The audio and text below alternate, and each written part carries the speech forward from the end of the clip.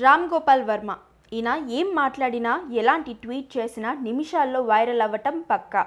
అయితే ఇవాళ పొద్దున్న ఆర్జీవి చేసిన ట్వీట్ గవర్నమెంట్ని షేక్ చేసేలా ఉంది. ఇంతకీ అదేంటి అంటే, ఒకవేళ ఏఐ గవర్నమెంట్ని రూల్ చేస్తే ఎలా ఉంటుంది అని బ్రీఫ్ ఎక్స్ప్లెనేషన్తో పాటు క్వశ్చన్స్ కూడా చేశారు. ఆ ట్వీట్లో ఏముంది అంటే, ఒక సింపుల్ క్వశ్చన్ అడుగుతా, ఒకవేళ రేపు ఎప్పుడైనా కానీ గవర్నమెంట్ ఆఫీస్లో లంచాలు అడిగే బాబులు, బదిలీలకు భయపడే ఆఫీసర్స్, టెండర్లు తన బంధువులకి ఇప్పించే పొలిటీషియన్స్ వీళ్ళందరూ పోయి ఒక్క ఏఐ బ్యాట్ వస్తే ఏమవుతుంది?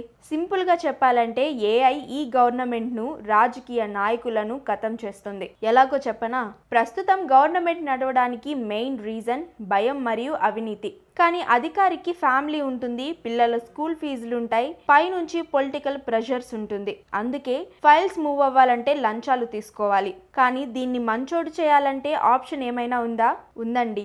భయం లేని లంచం తీసుకొని ఏఐ మాత్రమే ఒక ఆప్షన్. దుబాయ్లో ఇప్పటికే పోలీసులు లేకుండా పనిచేసే స్మార్ట్ పోలీస్ స్టేషన్లు ఉన్నాయి. అక్కడ ఎఫ్ఐఆర్లను ఒక మిషన్ నమోదు చేస్తుంది.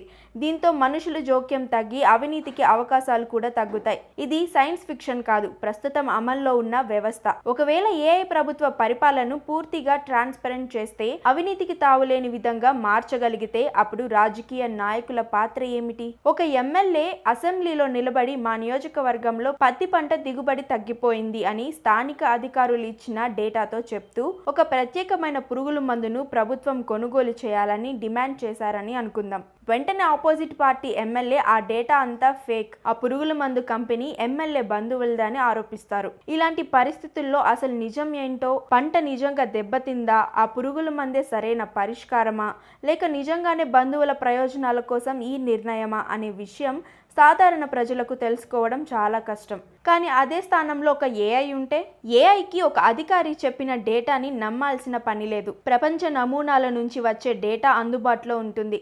శాటిలైట్ సమాచారం, వర్షపాతం, నేల పరిస్థితి, మార్కెట్ ట్రెండ్స్ అన్ని విశ్లేషిస్తుంది. ఏ నిర్ణయం బెస్ట్ అనేది ఆధారాలతో చెప్తుంది.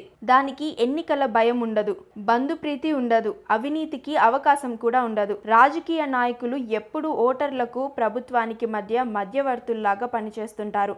సిస్టమ్ ఏఐ చేతిలోకి వచ్చేస్తే పూర్తిగా ట్రాన్స్పరెంట్గా అయితే ఉంటుంది. ఈ మిడిల్ మ్యాన్స్ వాల్యూ జీరో అయిపోతుంది కదా.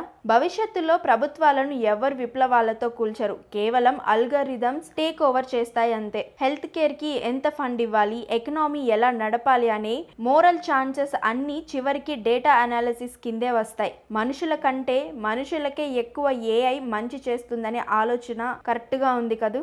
ఇలా అంటూ అయితే ఆర్జీవి తన అభిప్రాయాన్ని ట్వీట్ లో పంచుకున్నారు. ఇప్పుడు ఈ ట్వీట్ అయితే హాట్ టాపిక్ గా మారింది. మరి మీ అభిప్రాయం ఏంటి? పొలిటీషియన్స్ కి బదులు ఏఐ రూల్ చేస్తే బాగుంటుందా? కామెంట్లో చెప్పండి.